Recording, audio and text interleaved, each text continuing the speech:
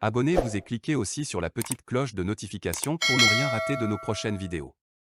N'oubliez pas de partager aussi la vidéo et de la liker.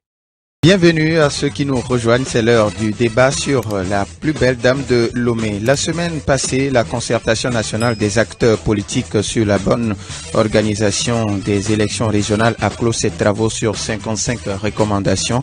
Une concertation que certains partis politiques à l'instar de la DMK ont refusé de participer en exigeant des préalables. Les partis politiques qui ont boycotté la CENAP vont-ils finalement se conformer aux recommandations formulées? C'est l'interrogation qui sera la nôtre ce matin. Et pour en parler, je reçois Madame Brigitte Kafouya-Diamago-Johnson, coordinatrice générale de la DMK. Madame, bonjour. Bonjour, Monsieur Douadi. Et les auditeurs auront la possibilité de réagir sur la page Facebook de Nana FM et dans une vingtaine de minutes sur le 91 09 71 71 ou le 96 61 58 58 avec Stan Teko à la mise en onde. Je suis Norbert Douadi. Bienvenue à tous. Bienvenue sur la plus belle dame de Lomé. Une fois encore, bienvenue au débat de Nana FM. Les discussions de la concertation nationale entre acteurs politiques ont pris fin depuis mardi dernier. Alors, madame, pourquoi est-ce que vous n'avez pas pris part à ces travaux? Merci beaucoup. Je voudrais d'abord saluer les auditeurs et auditrices de Nana FM. Pourquoi n'avons-nous pas pris part aux travaux de la concertation nationale des acteurs politiques?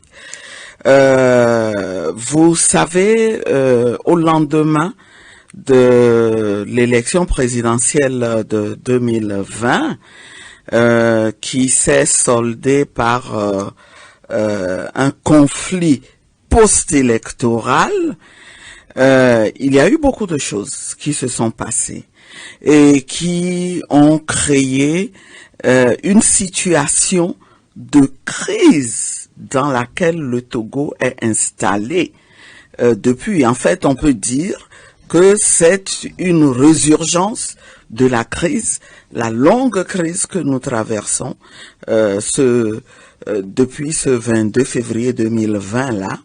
Et cela a même conduit un des protagonistes de la crise, c'est-à-dire le candidat de l'ADMK, le docteur Gabriel Agbeyome Kodjo, cela l'a conduit en exil et à la suite, en dehors de Monsieur Kodjo, il y a aussi Monseigneur Podro qui a initié la dynamique, Monseigneur Podro qui a initié la candidature unique, qui s'est retrouvé lui aussi en exil. Alors, c'est dans ce contexte-là que on reçoit un courrier de la part du ministre de l'administration territoriale qui invite 4 partis de la DMK. Seulement 4 partis, parce qu'ils ont expliqué après qu'ils avaient des critères, à des dialogues, à un dialogue. Mais la réaction normale de tout parti politique qui se bat pour le changement, c'est de se poser la question de savoir dans les conditions où ça se fait, où ça va se faire, où ça s'annonce. Est-ce que ce dialogue-là va vraiment permettre de régler durablement les problèmes du Togo, de trouver une solution à cette longue crise que nous traversons? Je vous rappelle que ça fait 30 ans, nous avons célébré les 30 ans de la conférence nationale souveraine, des assises qui étaient censées installer le Togo sur les rails de la démocratie. Nous les avons célébrés le 8 juillet dernier. Donc, c'est une longue crise qui ressurgit à des moments précis et ça s'est manifesté de manière particulière depuis l'élection du 22 février 2020. Donc, quand on se pose cette question-là, on est obligé de se dire non, les choses ne s'annoncent pas bien. Alors faisons des suggestions pour que ça se passe bien. La DMK n'a pas dit non, nous ne participons pas à des élections. La DMK a dit, oh, on constate que vous invitez 4 partis membres de la DMK la DMK existe en tant que regroupement de partis politiques et d'associations, et ce ne sera pas le premier regroupement de l'histoire du Togo. C'est ce regroupement qui a soutenu l'un des candidats à l'élection. On ne comprend pas que le groupement ne soit pas contacté, et on choisit 4 partis, et on vous dit les discussions vont porter sur les élections régionales. Attendez, on est où? Vous venez de sortir d'une élection de plus haute importance, de la plus haute importance pour les Togolais. Et ça s'est soldé par un conflit. Vous ne le réglez pas, et puis vous appelez pour qu'on discute d'une autre élection. Est-ce que ce sont les élections régionales qui constituent aujourd'hui la priorité des Togolais? Alors, quels ont été... Donc on a dit, non, nous voulons bien, mais attendez, d'abord il y a reconnaissez qu'on est en crise, et les protagonistes doivent être là. Hein, nous voulons bien, mais nous vous demandons, prenez les dispositions pour que le candidat de la DMK qui a sur qui les Togolais ont compté pour réaliser cette alternance-là le 22 février 2020, il est à l'étranger. Prenez des dispositions pour qu'il revienne. Prenez des dispositions pour que Monseigneur Kodjo, que tous les exilés, c'est une crise qui a mis dehors de vaillants fils du Togo, qu'ils reviennent. Ensuite, que les discussions inscrivez comme thème des discussions, pas les élections régionales, mais le règlement du conflit. Et puis d'autres problèmes qui pourront s'y ajouter, et notamment les questions sociales, et plus précisément cette vie chère que nous tous, nous subissons. Et faites en sorte que il y a plein de détenus au Togo. Nos prisons sont remplies de détenus. Faites en sorte que ces personnes-là, arrêtées injustement pour des raisons d'ordre politique, qu'elles soient libérées. Et discutons, réglons durablement la crise togolaise. Donc nous avons écrit au ministre de l'administration territoriale en réponse à son courrier. À ce jour, il n'a même pas daigné nous répondre. Ça montre comment ce pays est gouverné, et ça montre l'importance que ce régime accorde, la place que ce régime accorde à son opposition. Et il a une certaine opposition avec laquelle il veut traiter, il choisit de traiter, tandis que une opposition dont on sent qu'elle veut défendre véritablement les intérêts des Togolais, et que elle menace par conséquent la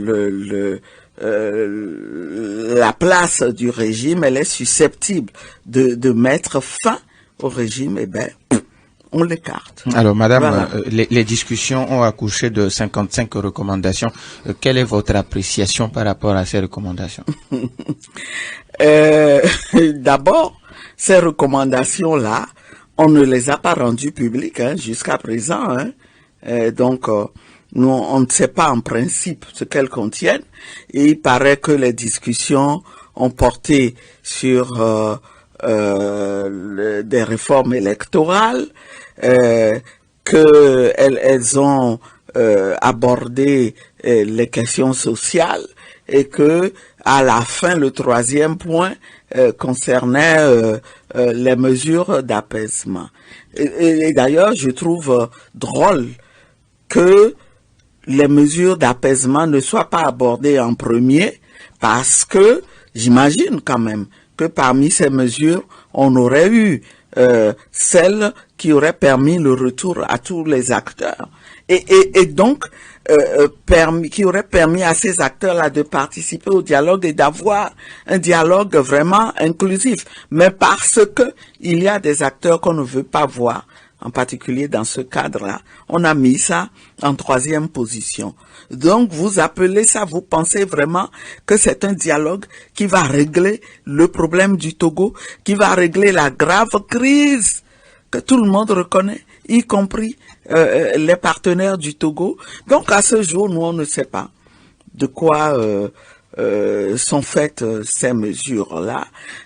Mais ce que nous constatons, c'est que sans même regarder ces mesures au fond, nous voyons déjà que ce que nous craignions, ce que nous disions dès le départ, c'est-à-dire que tel que c'est engagé, ça n'aboutira à rien du tout, ça ne permettra pas de régler la crise, eh bien, les événements, la suite des événements nous donne raison. C'est une concertation ou un dialogue qui se termine sur un fond de désaccord,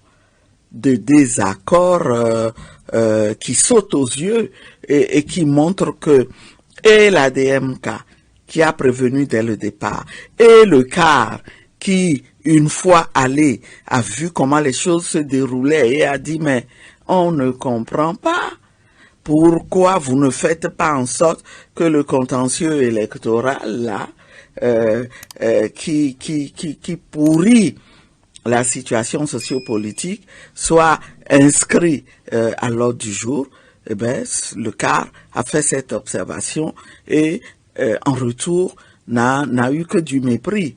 Et donc, c'est à juste titre que cette formation n'a eu d'autre choix que de se mettre à l'écart et de dire je ne participerai pas. Alors, à ce qui apparaît comme une combine, comme une rencontre dont les résultats sont connus d'avance. Madame, que proposez-vous, que propose la DMK pour régler les problèmes post-électoraux? Ça, c'est une très bonne question. C'est une très bonne question parce que quand nous avons constaté que les autorités actuelles togolaises ne voulaient pas prendre en compte nos propositions, nous ne nous sommes pas croisés les bras. Nous avons engagé des actions diplomatiques pour faire comprendre aux partenaires du Togo que il y a quelque chose qui se déroule dans des conditions qui ne sont pas souhaitables. Donc nous avons écrit au G5, nous n'avons pas eu de réaction, nous avons agi dans les capitales des grandes puissances et chemin faisant, eh bien, vous savez que nous avons une rencontre avec le G5 qui finalement nous a fait signe et il est ressorti des discussions, nous avons expliqué notre position et il est ressorti des discussions qu'il fallait que nous-mêmes nous fassions connaître nos propositions de sortie de crise. Ce que nous avons fait. Nous l'avons fait, nous avons transmis en bonne et due forme nos propositions de sortie de crise aux représentants des 5 entités de la communauté internationale au Togo et nous avons également agi dans les capitales. Nous sommes allés à Bruxelles. Nous avons transmis nos propositions de sortie de crise. Mais à ce jour, nous n'avons pas l'impression qu'on est pris en compte.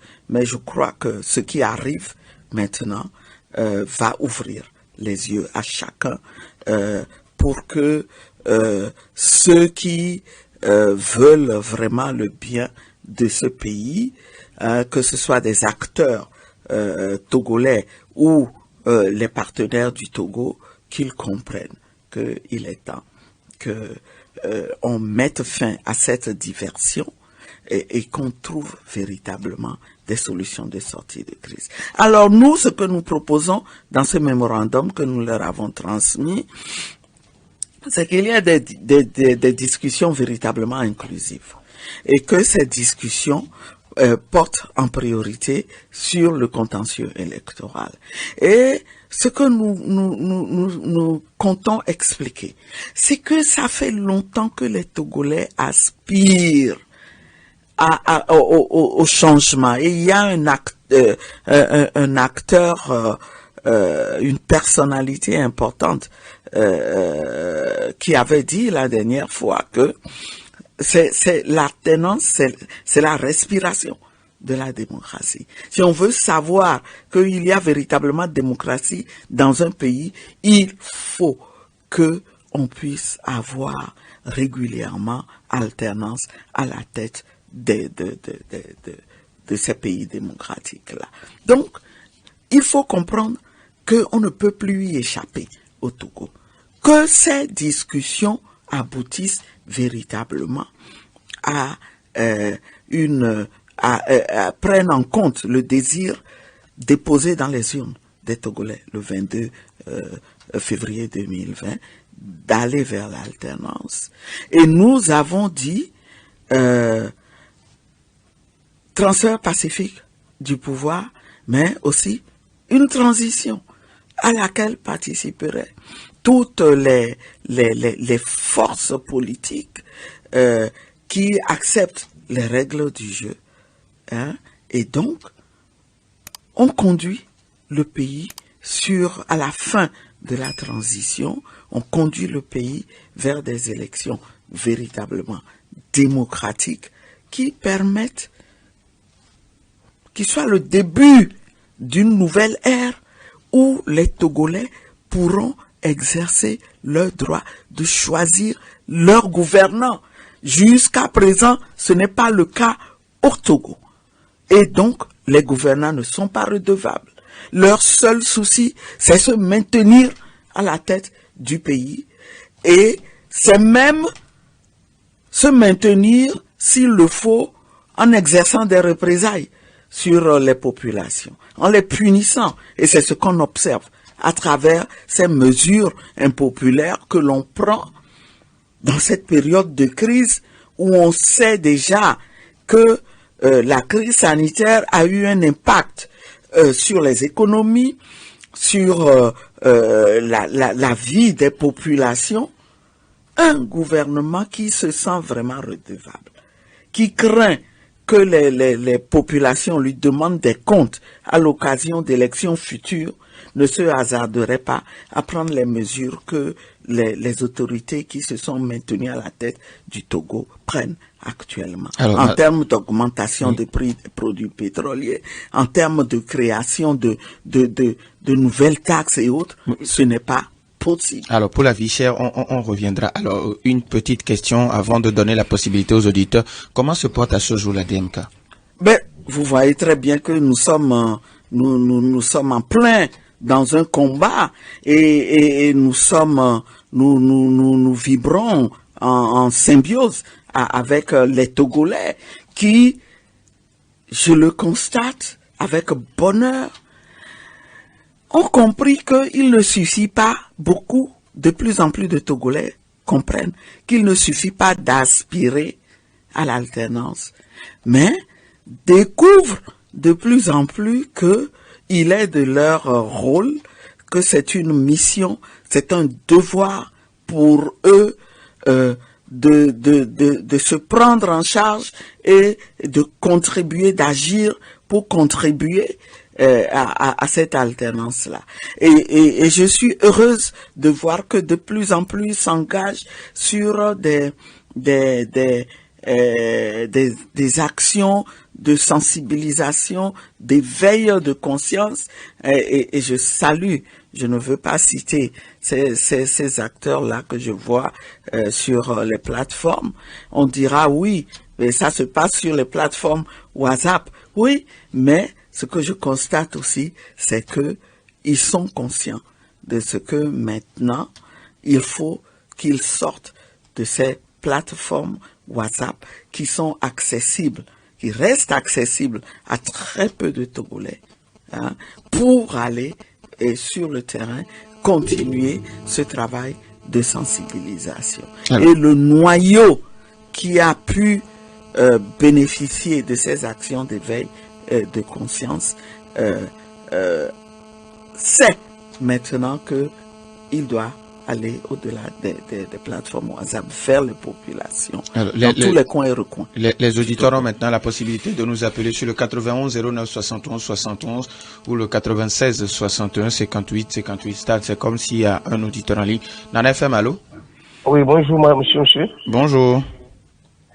Oui, bonjour, madame. Bonjour, monsieur. Je voudrais... Votre nom, s'il vous plaît. Oui, je suis Kossi. J'appelle de Dijolé. Oui. Madame, bonjour. Bonjour, monsieur Kossi.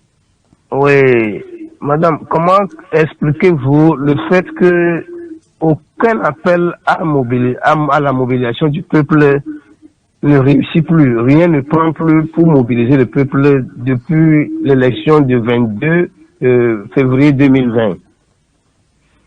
Aucun appel, aucune action de mobilisation ne marche plus. Le peuple, bien sûr, les gens sont sur WhatsApp, mais quand on veut mobiliser le peuple, rien ne marche. Comment expliquez-vous ça? Et c'est depuis 22 février 2020 que moi j'ai constaté ça. Comment vous pouvez expliquer ça? Ok. Merci à monsieur Kossi. Nous avons un autre auditeur. Nana FM, allô? Oui, allô? Pélé, bonjour. Bonjour. Comment allez-vous? Très bien. Allez-y. Madame, bonjour. Bonjour, Pélé. Comment allez-vous? Merci. Bon, les appels mobilisés, le peuple est déjà mobilisé. Hein.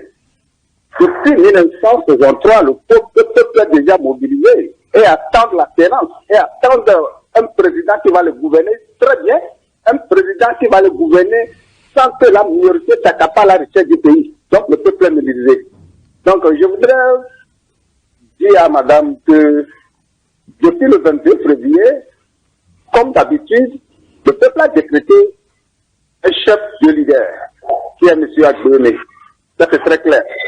À chaque élection, et après, le RPT prépare des opposants pour faire des accords. Et aujourd'hui, vous le savez très bien que devant vous, il y a un accord qu'on a appelé, comment dirais-je, CNAP ou bien SENAP, qui s'est déjà déroulé, et qu'on est en train de trancher cette décision au gouvernement qui va aller à une assemblée qu'on connaît déjà le résultat. Pélé, votre question, s'il vous plaît.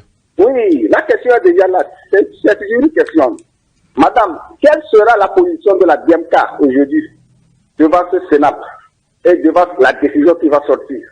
Est-ce que votre mobilisation n'ira pas de se préparer pour affronter le régime en place pour les élections prochaines?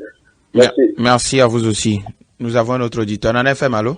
Allô, bonjour. Monsieur Garo, comment allez-vous? Bonjour, ça va très bien. Bonjour, madame. Bonjour, monsieur Gado. Monsieur Pélé, il ne faut pas trop embrouiller, madame. Puis, ça, c'est pour une question. Bon, madame, oui. S'il vous plaît, vu la situation maintenant, pour les prochaines élections, qu'est-ce que vous pensez faire pour avoir une alternance ou bien pour avoir une élection très propre dans ce pays, pour une fois pour de bon? Merci. Merci aussi. Est-ce que nous avons un autre auditeur? En FM, allô? Allô? Oui, bonjour, Papa Sibiti. Bonjour. Madame la présidente Adjamagbo, la fille de mon patron, l'éminent docteur, bonjour. Bonjour, Papa Sibiti. Quand vous venez, je dois adresser des éloges à votre père, le plus grand politicien, progrès. Bon, ma présidente, vous êtes une grande dame. Vous savez, ce pays, ce que je lui veux, c'est la paix. Compte tenu de vos passés, votre passé, président de tel, est-ce que vous ne pouvez pas jouer ce pouvoir-là pour aller voir le président de la République? Parce que c'est avec lui, ma présidente, comme votre papa a fait à son âme, à Adjamagbo, éminent docteur, le RPT a ses adeptes. La DMK a ses adeptes. Le président Fabre, ils ont leur aussi. Bon, entendez-vous, pour qu'il y ait la paix, le président n'est pas un lion. Pourquoi vous ne pouvez pas, on vous appelle de venir là-bas maintenant, vous refusez? Est-ce que à Pétonia, le patron, comment il s'appelle, il nous a dit, quand on était élève, on nous a dit, nous a fait criment. Et laissez les filles. Bon, Nija Baba, les Birawa politique, Kenyaton, Maintenant, pour les élections là, régionales, est-ce que vous n'irez pas? Moi, je vous demande de ne pas faire la politique de cette vie. Je suis un papa, il faut conseiller tout le monde. Je peux donner des conseils au président de la République, à vous-même, au président Jean-Pierre Fabre, pour que la paix. Merci beaucoup. Merci à vous aussi. Est-ce que nous avons... Nana FM, allô? Oui, allô, bonjour. Bonjour, Max. Bonjour, Madame Johnson. Bonjour, Monsieur Max. Bon, la dernière fois, j'ai discuté avec Éric Dupuis de ANC. Oui. Ce qui m'étonne, c'est que la plupart des partis politiques, il semble qu'ils ne comprennent pas que c'est le multipartisme qui est le problème au Togo. Parce que, et je le dis toujours, le parti uni RPT navigue sur le multipartisme pour créer la zizanie et empêcher la cohésion au niveau de l'opposition. Et comme je l'avais demandé à l'autre, je demande à madame, est-ce qu'il n'y a pas un autre moyen d'avoir l'alternance et sans les élections? Parce que, telles que les choses se présentent, avec les élections, dans les mêmes conditions, sans tenir compte des accords passés qui ne sont jamais réglés, nous allons tourner en rond. Et je voudrais conclure, ça c'est une réflexion personnelle, et pour dire que si unir, les gens de unir, ils continuent par faire la sourde oreille, ce parti finira par imploser, pas exploser. Je ne dis pas exploser, imploser. Merci beaucoup. Merci à vous aussi. Est-ce qu'on prend un dernier auditeur, on donne la possibilité à madame de réagir? Nana FM, allô? Allô, bonjour, monsieur. Bonjour. Oui, je salue madame Ademabo. Bonjour, monsieur. Monsieur Vignon. Oui, non, c'est Yoshua des Anglais. Monsieur? Yoshua de Zangara, ok, allez-y. Oui, madame, j'ai deux questions pour vous. Premièrement, c'est que souvent dans un spot qu'on passe sur le canal FM, le président Agbeyome disait toujours politique de la chaise d'Amounion là. Donc aujourd'hui, nous voyons que c'est plutôt... Monsieur Yoshua, madame n'a pas suivi, est-ce que vous pouvez répéter s'il vous plaît? Je dis qu'il y a un spot qu'on passe sur canal FM. Et on dit toujours, on entend la voix du président Agbeyome qui dit politique de la chaise vide à Mounion là. Mounion. Donc, il ne pousse pas la politique de la chaise vide. Maintenant, je me demande pourquoi c'est lui plutôt, ou bien c'est plutôt eux maintenant qui adoptent cette politique. Et deuxièmement, moi je ne comprends pas pourquoi au Togo, la gravité qui a plus de... Bon, ici on assemble la voix de tous ceux qui ont été à la concertation là. Ils n'atteignent même pas la voix obtenue par dynamique. Maintenant, pourquoi les Togolais si méchants pour représenter les gens qui représentent même le peuple? Je crois que je me suis fait comprendre. Merci aussi, merci. Maintenant, on donne la possibilité à madame de réagir. Alors, madame, vous avez suivi avec attention nos auditeurs. Monsieur Kosiki demande comment est-ce que vous expliquez le fait que les mobilisations ne marchent plus?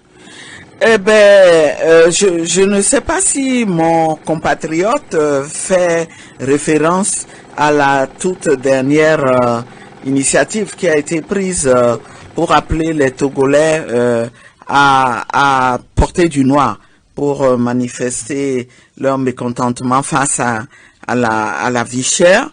Oui, mais moi je ne serais pas pessimiste. Je ne serais pas pessimiste. Moi, je considère que depuis plusieurs années déjà, c'est-à-dire depuis 2018, il y a eu des tentatives pour empêcher les Togolais d'exercer leur droit de manifester. Vous savez qu'il y a un traumatisme qui en est résulté, et je crois que les Togolais émergent ils émergent. Et tout récemment, en 2020, au lendemain des élections, lorsqu'il y a eu des tentatives de manifestation, elles ont été, elles aussi, réprimées. On a même anticipé sur ces manifestations-là en allant envahir les domiciles respectifs de Monseigneur Podjoro et du candidat de la dynamique. Donc, on n'a pas beaucoup de temps. Chers compatriotes, vous avez fait le constat, c'est vrai, mais je ne serai pas pessimiste. J'exhorterai le noyau, la masse critique maintenant des Togolais qui ont compris qu'ils ont une mission. La mission, c'est de renforcer ceux qui ont encore peur, ceux qui sont encore sous l'effet du traumatisme. Il faut les renforcer, il faut éveiller les consciences. Ce qui s'est passé cette semaine, je considère que ça a une valeur de test et c'est encourageant. Il faut continuer. Nous n'avons pas de toute façon d'autre choix parce que la résignation ne doit pas être sur notre agenda. Nous aspirons profondément à une alternance. Nous l'aurons. Il y a eu plusieurs préoccupations concernant la participation au régional et concernant la politique de la chaise vide. Pour le dernier candidat. Et puis M. Gado aussi qui demandait est-ce que vous allez boycotter les élections prochaines. Voilà. Donc, je voudrais dire à mes compatriotes, M. Yoshua, Pelé et Gado, je voudrais leur dire, ce n'est jamais de gaieté de cœur qu'un parti politique décide de boycotter des élections. Et c'est une anomalie qui ne pourrait se justifier que dans un contexte de déficit démocratique comme le nôtre. Et les acteurs politiques, les forces du changement sont placés devant un dilemme.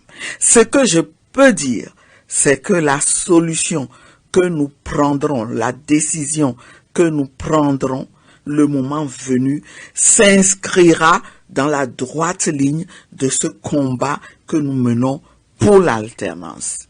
Et il ne faut pas que les gens comptent sur nous pour accompagner, parce que on n'a aucune intention d'accompagner, de poser des actes qui, politiquement et en soi, dans l'absolu, en fait, c'est comme ça que ce régime s'y prend. Quand on retourne à la question du dialogue, mais que des partis politiques dialoguent, mais c'est quelque chose de normal dans l'absolu, mais il s'est fait que le régime s'en sert, l'instrumentalise pour amener ceux qui dialoguent à l'accompagner. Et c'est pour ça qu'il faut faire les choses autrement. Une chose est sûre, nous n'accompagnerons plus. On va faire en sorte que cette alternance-là, que les Togolais ont déposée dans les urnes, le 20 février 2020, qu'ils puissent l'avoir. Donc, le moment venu, notre position sera connue sur cette question-là. Alors, moi, je voudrais répondre à mon cher papa, à papa Sibiti. Oui. Mais il y a eu des sous-entendus que je voudrais lever. Mon feu père était progrès, c'est vrai, mais ne s'est jamais compromis avec ce régime. Il n'a jamais été d'accord avec le RPT. Il ne faut pas... je sais, il n'a jamais prôné la violence, mais de ce que je l'ai vu faire depuis tout petit, c'est que il n'a jamais gardé sa langue dans la bouche. Il a toujours dit ce que vous êtes en train de faire là, ce n'est pas bien. Il mettait en garde les Togolais. Quand les gens allaient pour aller faire animation politique ou aller acclamer, il était devant son portail, il disait, vous là, vous allez où? Et Kami, nous Kamile le tout. Il le disait, et il le disait partout où il était. Même quand il a enseigné à l'école des auxiliaires médicaux, eh ben, il y a eu plein de rapports sur lui au niveau du ministère. Il s'est toujours senti libre de dire la vérité. Justement, c'est pour préserver la paix. C'est pour préserver la paix. Et c'est ce qu'il m'a appris. Nous, on n'est pas contre de parler à qui que ce soit. Mais il faut que la personne montre sa disponibilité à nous parler. Écoutez, est-ce que avec la gravité de ce problème-là que nous traversons, c'est au niveau du ministère de l'administration territoriale qu'il faut trouver des solutions à la grave crise que traverse le Togo, tandis que le premier concerné et qui bénéficie de toutes les manœuvres pour se maintenir au pouvoir reste muet comme une carpe, se cache et ne veut pas parler. C'est dans ces conditions-là que on va œuvrer à la paix, et la paix n'est compatible qu'avec la justice, qu'avec le respect des droits humains. Et c'est ce que nous voulons, c'est ce que nous demandons. Nous, on ne demande la tête de personne, on ne veut faire du mal à personne. C'est un appel que je lance. S'il m'écoute et qu'il revient à de meilleures dispositions, il veut entendre véritablement les vérités des Togolais, eh bien nous sommes disponibles. Mais s'il se cache derrière son ministre de l'administration territoriale qui reçoit des ordres et qui a la mission de manœuvrer pour que ce qui sorte des discussions qu'on aura contribue à conforter le régime, non, les Togolais souffrent énormément.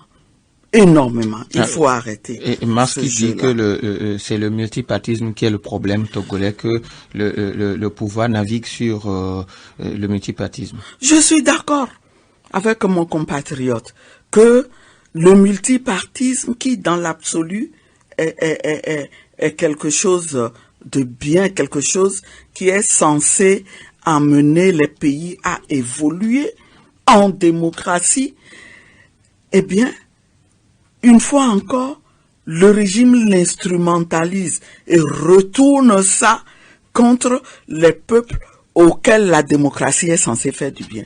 Vous voyez? Et donc, il a raison de se demander, est-ce que, à part les élections... est-ce qu'il n'y a pas un autre moyen pour avoir l'alternance? Il n'y a pas un autre moyen. Oui, il y a certainement d'autres moyens. Mais ce qu'on craint, c'est que parmi ces moyens-là, il y ait beaucoup de violence. Beaucoup de violence. Et quand ça se déclenche, ça n'épargne personne. Donc nous ne voulons pas qu'on en arrive là. La question est de savoir comment faire pour qu'on n'en arrive pas là. Et ça demande une prise de conscience de tous les acteurs. On peut, il y a des mécanismes. Nous avons pensé que si on ne peut pas organiser des élections transparentes et véritablement démocratiques avec le régime actuel qui a la dictature dans son ADN, mais on peut trouver des solutions intermédiaires et la solution que nous proposons, c'est une transition. Et c'est ce que le candidat de la DMK a défendu dans son programme.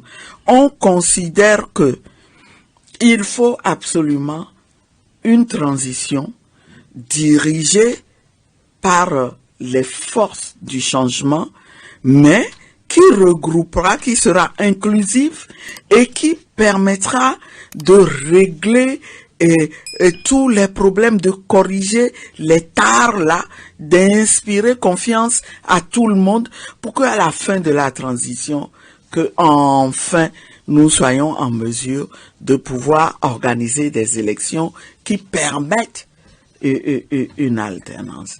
Et ce n'est pas la voie la plus facile, mais pourtant, c'est vers là qu'il faut arriver. Et donc, vous comprenez pourquoi la DMK ne peut pas renoncer à son combat c'est pour le salut de tous, du Togo et de tous les Togolais.